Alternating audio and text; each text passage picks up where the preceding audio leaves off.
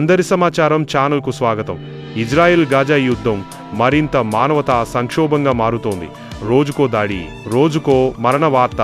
ఈసారి గాజాలోని ప్రముఖ ఇండోనేషియా ఆసుపత్రి ముట్టడి కేంద్రంగా మారింది.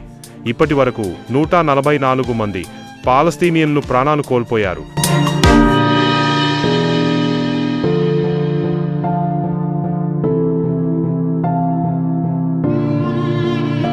ఇజ్రాయెల్ భూదళాలు గాజాలోని ఇండోనేషియా ఆసుపత్రిని చుట్టుముట్టాయి.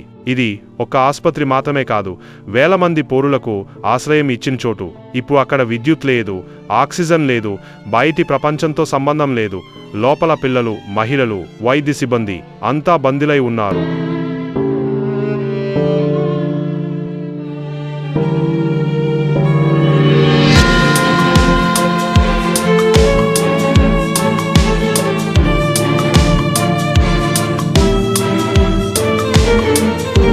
హమాస్ నుండి రాకెట్ దాడులకు ప్రతిగా ఇజ్రాయెల్ సెంట్రల్ గాజాలో కొత్త తరలింపు ఉత్తర్వులు జారీ చేసింది.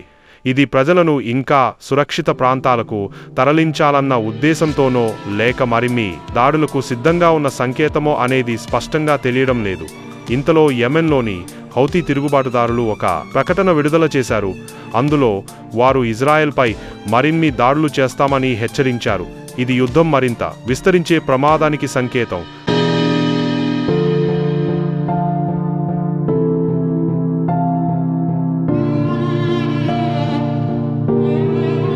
దోహా నగరంలో కాల్పుల విరమణ చర్చలు జరుగుతున్నాయి. అయితే అక్కడ పురోగతి అనేది ఇంకా కనిపించడం లేదు.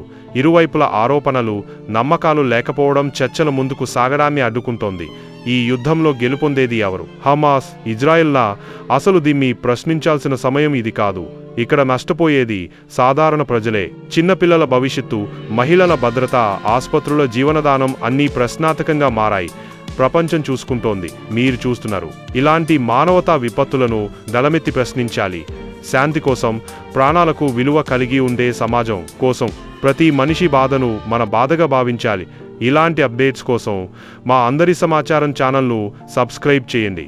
వీడియోను లైక్ చేయండి, పంచుకోండి. మీ అభిప్రాయాన్ని కామెంట్స్లో తెలియజేయండి.